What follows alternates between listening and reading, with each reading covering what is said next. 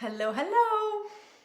It's Catherine. We're live. I don't know about you, but I love studying our biology and how circumstances like right now in quarantine and confinement are bringing up survival mechanisms, really interestingly. So, have you ever wondered, hey, David, have you ever wondered why, when you're stressed out, it's harder to make decisions and that you might be feeling more tired?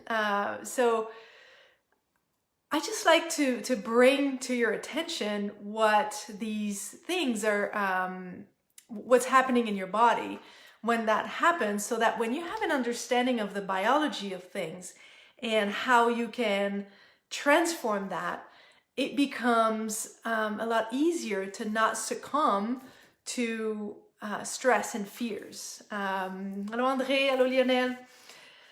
So here's the interesting part. When we are stressed, so there's fear that comes up. What does fear want? What does fear do in its positive intention? Fear is a survival mechanism, so it wants to protect you from dying, right? It wants to keep you alive, right? But what happens in your body when you're under stress or under fear, and this is a mechanism that's been developed over millions of years. Hi, Harmony. So when you're stressed out, there's a part of the brain that sends out a signal to the adrenal. It's called the HPA axis, and you're secreting cortisol and adrenaline and stress hormones. But really, what happens in the brain is, did you know that your thinking brain, so the frontal lobe where you're making executive judgment, takes in information. It takes in about 40 units of information per second. So thinking is really slow, actually, because in the back of your brain, in the spinal cord, where you have the most ancient brain, the critter brain or the reptilian brain, that brain is able to process 40 million bits of information in 1 second. So think about it. 40 billion bits of information to keep you alive per second versus 40 bits of information per second to keep you alive. So in times of stress, what the body does is it switches from the higher thinking mechanism to the survival mode mechanism for quick action and quick thinking. And it's harder to make decisions. It's harder to access these higher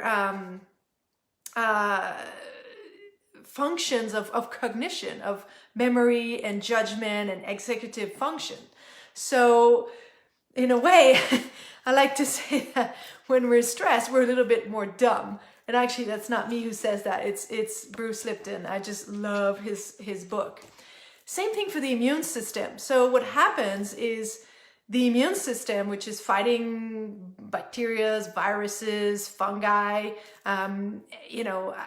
just 24/7, because we live in a world of pathogens and microorganisms that we're just kind of living in balance with for most of our lifetime. So running the immune system is actually, it takes a lot of energy. So when we're under stress, the energy is being diverted to immediate survival function, right? It's more survival mode. It's fight, flight, or freeze reactions. The problem is when we have chronic stress, and even if the stress is medium or low, this happens. There's a suppression of the immune system that happens constantly over this chronic period of stress. And I don't know about you, but I would say that we have been under unusual circumstances in the world, and it's brought a lot of stress and anxiety and worry. And I don't know how many of you have been feeling more fatigue as a result, maybe more indecisive. I know I have, in the past few weeks. But just understanding how this biology works helps to understand why we want to transform fear-based energies into something that's a lot more constructive, because fear is an energy in itself, right? And what would you do if you were to use this energy constructively rather than having this energy being diverted to, you know, you being dumber, less smart, because you don't have access to your higher thinking, executive functions, and more prone to infections. So definitely, I mean, there's so many tools that you can use, and that I've certainly been using a lot. I've been doubling down on my meditation time. I've been, you know, prioritizing sleep and eating really well and exercising most days. But there's something else also, you know, it's going to the root of the fears. So I would be curious for you to observe in your life right now, what kind of fears are popping up? Because these fears, like I've said before in previous videos, these fears are actually compass to something that you're longing for, or something that you want in your life. And I love how my friend David puts it, that fear is just love upside down. You know, just, thanks Christine, just flip on this, you know, turn the switch from the fear into the love. Because fear has a positive intention for you, right? And so here's something so deep that we can do in coaching, actually, to go back to those fears when they're coming up for you. What do they mean, and how can you release their grip, their power they have on you? And these are just some of the tools that we have in coaching that I've been using on myself. Thank God I've had these tools, because there's been quite a bit of fear and anxiety. Hey Dave, thanks. Patterns running through my own mind because of the situation. I mean, I'm in Canada, in Eastern Canada. My sweetie is in California, and we don't know when the borders are going to reopen and when we're going to be able to be reunited and continue our life together. And that has brought a lot of uncertainty and distress, and on top of, I mean, life that was already happening. So does that make sense? Does that resonate for you? I'm curious, you know, when you understand the biology of fear and stress and how it just shuts down, it's just beautiful how nature adapts. You know, it shuts down the higher thinking and executive thinking.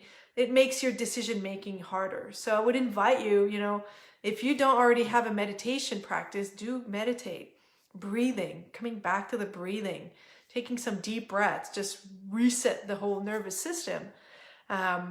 And definitely, if there are some fears that pop up for you and you have nobody to talk to about it, please reach out. This is what I do. This is my gift of being able to help you identify where these fears are coming from, and to help you identify how to transcend and liberate them, so that you have this, you can regain that energy that the fear was mobilizing, so that you can live in a way that's a lot more in the flow and develop more resilience to whatever circumstance comes your way, feel more calm, regain more energy, and of course boost your immune system, because we want that immune system to be strong right now. Does that make sense? So yeah, so I would invite you in the comments to write, what are you inspired to do to liberate those fears and perhaps put them upside down.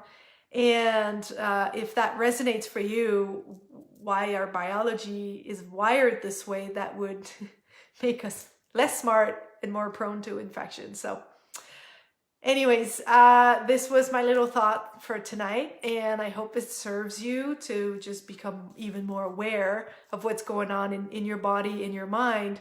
Right now is such a good time to liberate these things and transform these things. I know my coaching clients have been having massive results in that regard, and feeling a lot more calm and confident. And even when looking into the future, I will leave you on this one thought, which is from Joe Dispenza. A lot of fear and uncertainty and anxiety is actually when we're looking into the future and we're feeling that uncertainty of what will happen. So Joe Dispenza says, well, the best way to predict the future is to envision it, to create it. So be the artist of this canva of your life and envision how you want to live that. And I can tell you that when you go into this creative space, the fear doesn't have as much grip on you. Does that make sense?